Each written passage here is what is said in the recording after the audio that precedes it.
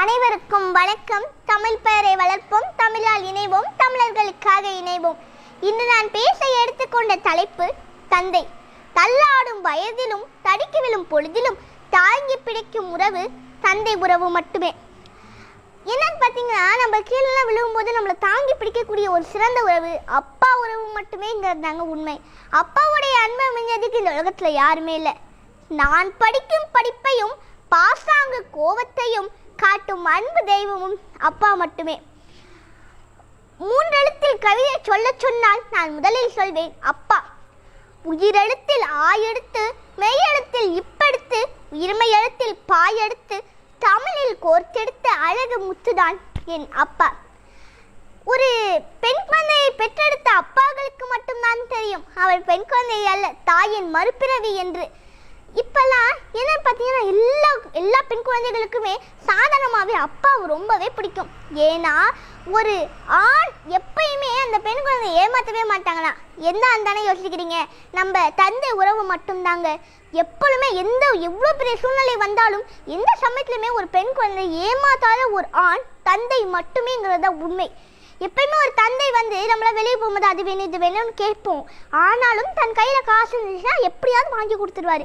கையில் காசு இல்லைன்னா அதை நினச்சி தான் புலம்பிட்டு இருப்பாராம். ஆனால் அதுக்காகவே தான் வேலை செய்யும்போது ஓடி ஓடி இது வாங்கணும், தன்னுடைய குழந்தை இது கேட்டுச்சு அது கேட்டுச்சு அப்படின்னு சொல்லிட்டு ஓடி ஓடி ஓடி உழைச்சி அதுலேருந்து கிடைக்கக்கூடிய காசை வச்சு தான் குழந்தை என்ன கேட்டுச்சோ அதை வாங்கி கொடுக்கணுங்கிற நோக்கத்தோடு தாங்க அவர் எப்பயுமே வேலையே செய்வார்.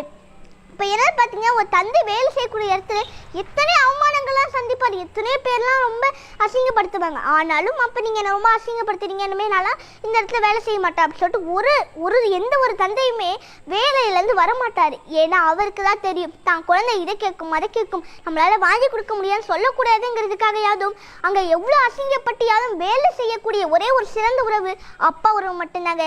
நம்ம அம்மா மடியில் படுத்தாலோ, சித்தி மடியில் படுத்தாலோ, அத்தை மடியில் படுத்தாலோ என்னைக்குமே ஒரு அப்பா மடியில் படுக்கிற அளவுக்கு வராதுங்க. நம்மளாம் என்ன தெரியுமா பண்ணுவோம், சின்ன வயசுலாம் மின்னல் இடிச்சிச்சோ இல்லைனா இருட்டாக இருந்துச்சுன்னா நம்ம என்ன தெரியுமா பண்ணுவோம், அப்பா பின்னாடி போய் ஒளிஞ்சுப்போம், இல்லைனா அப்பாவுடைய கையை போய் நல்லா இறுக்கமாக பிடிச்சிப்போம். அப்போலாம் நம்ம அந்த மாதிரிலாம் நம்ம ரொம்ப சேட்டை பண்ணிட்டு நமக்கு ஒரு சந்தோஷம் கிடைக்கும். அப்பா பின்னாடி போய் ஒளிஞ்ச ஒரு சந்தோஷம் கிடைக்கும், அப்பாவுடைய கையை பிடிச்ச ஒரு சந்தோஷம் கிடைக்கும்.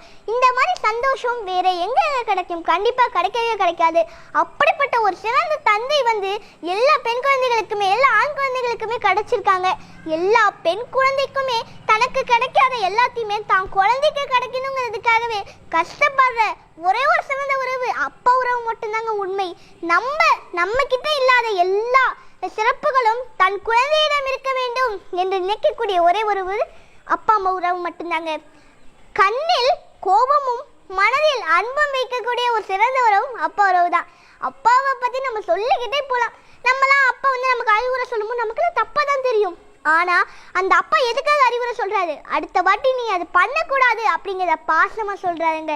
நம்ம ஒரு பொருள் கேட்கும்போது தப்பாக இருந்துச்சுன்னா அதை எடுத்து சொல்லுவார். ஆனால் திட்டுறதோ அடிக்கிறதோ அவர்கிட்ட பார்க்கவே முடியாது. அம்மா கண்டிப்பு, அப்பா பாசங்கிறது நம்ம எல்லாருக்குமே நல்லாவே தெரியும்.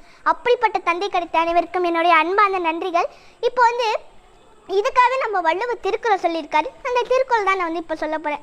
தந்தை மகர் காட்டும் நன்றி இவன் தந்தை முந்தி இருப்ப செயல், மகன் தந்தைக்கு காட்டும் உதவி இவன் தந்தை என்னொற்றான் கொள் என்னும் சொல். இப்போ இதை நம்ம வள்ளுவரே சொல்லியிருக்காரு. ஒரு குழந்தை மேலே ஒரு தந்தை எவ்வளோ அன்பு வச்சிருக்காங்கிறத ஒரு பாட்டு மூலியமாக தான் நான் உங்களுக்கு சொல்ல போகிறேன். வா வா என் தேவதையே உன் வாய் பேசும் தாரகையே.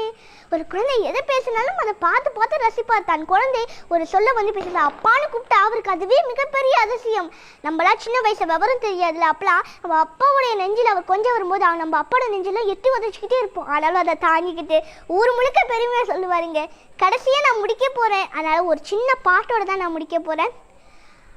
தெய்வங்கள் எல்லாம் தோற்றே போகும் தந்தை அன்பேன் முன்னே, தாலாட்டு பாடும் தாயின் அன்பு தந்தை அன்பேன் பின்னே.